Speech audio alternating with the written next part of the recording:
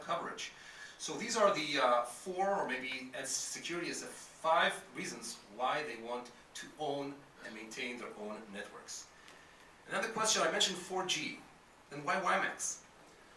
Well, WiMAX is the only commercial available network that is a 4G network. By fact, it's true that LTE is behind the corner, and it's going to come out in some shape or form in 1 year or 2 years from now. But when it does come out, the questions utilities are going to ask themselves, how many years of experience does LTE has? Because remember, we're talking about utilities, right? They're very conservative. They don't want to be the first to deploy innovative networks, and I'm glad that that's the way they operate, because this is mission critical. WiMAX is mature, and with WiMAX, by the way, you can also go until the edge devices if you wish. And some companies are also promoting devices that speak WiMAX, communicating WiMAX all the way to the edge, like smart meters. The places where it makes sense is typically in rural places where you wouldn't build those mesh networks that are very common in urban areas. So let's see what the UTC had to say about a year ago about networks or utility networks.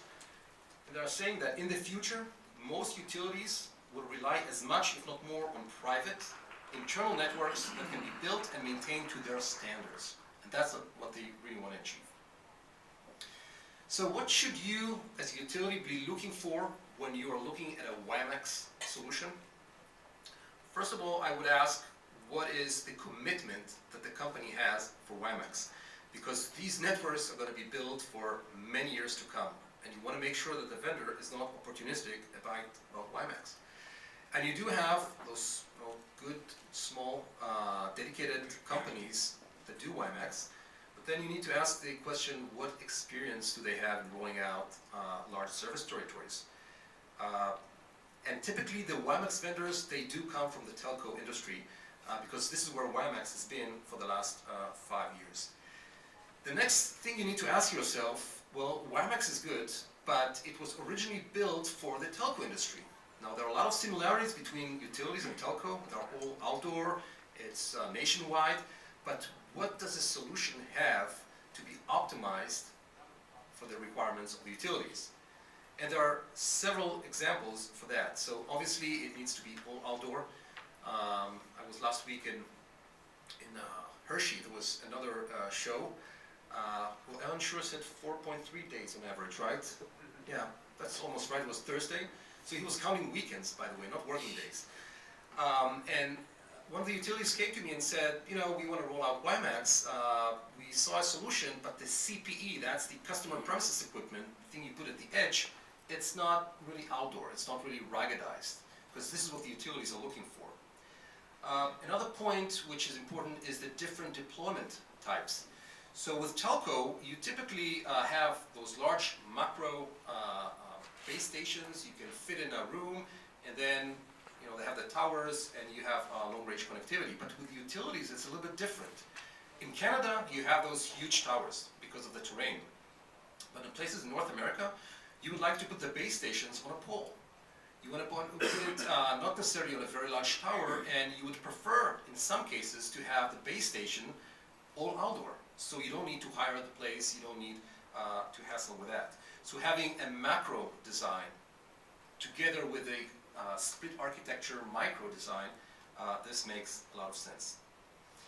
And frequencies. Frequencies is one of the big things that people are talking about WiMAX. There is a talk by Nick Sinai from the FCC about the recommendations that they're doing to Congress about allocating a specific frequency, WiMAX frequency, for utilities, something very similar to what happened in Canada with 1.8.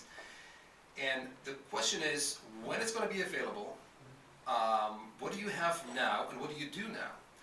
So one of the things that utilities can leverage from is the fact that WiMAX is available today in multiple frequencies. In licensed frequencies, but also in license-exempt frequencies like the 5 gigahertz. The last point, the fourth point I want to bring up is securing the infrastructure investment or maximizing the infrastructure investment. Utilities many of them have stimulus money today that they need to spend very fast because they need to finish those projects by 2012. So they need to start building those networks today.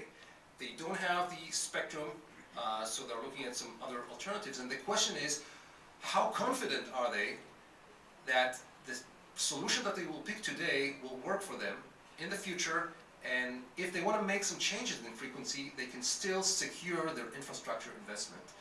So the good answer is that there are good answers for that. First of all, they need to make sure that when they pick the WiMAX solution, it's 16E, because there are some previous solutions before 16E, like 16D, but the first WiMAX solution that will have upgrade capabilities to the future WiMAX solutions is 16E. So definitely, they don't want to roll out a system with WiMAX version that is not future-proof. Second point is, the investment that they do today is, what they would like to do today is just for the applications they have today. It doesn't make sense for them to build a large telco-grade network just for smart meters, because the investment could be very high. So one of the benefits of doing what we call a pay-as-you-grow is you build just what you need today for the applications you need today. And as you add more applications, as you have more coverage, you can actually scale up. And the last point here is shared infrastructure for multiple frequencies. So let's say the utility has made an investment in one frequency and it's working for them, but in a year from now, there's a new frequency and they want to use that as well. Can they use it with the same shared infrastructure? The answer for this should be yes. So it's commitment to WiMAX, experience, optimized solution, and maximizing the investment, the return on investment. I'm not going to go over this slide because if I do, about halfway I will need to pull the fire alarm trick, and I don't know how to do that yet. But the message I want to bring here is that what we believe is that utilities, they care only about the left column.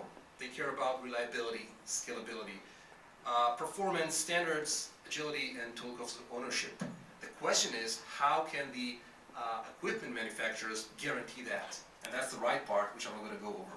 But these are some of the things that they need to drill down. And my last slide here is just to illustrate a little bit the fact, the idea of pay as you grow.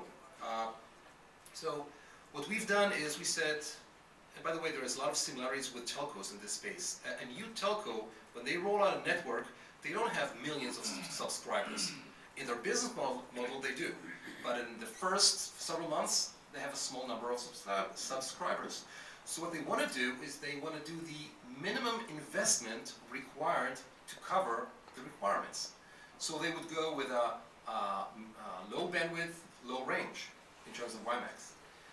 But what they can do is, as they move forward, and that's the horizontal axis, they can actually add coverage because they're getting more customers, or if you may, more utility households are being connected to the network, so you can add more and more. But then you have those new applications going into the home area network, or the utility is deploying video surveillance, and suddenly you have so much more bandwidth. So with the same infrastructure, they can start adding more bandwidth as they move forward and play with the bandwidth coverage capabilities as they move forward. We believe that this is just one example of the things that could make deployment of WiMAX networks for utilities most efficient.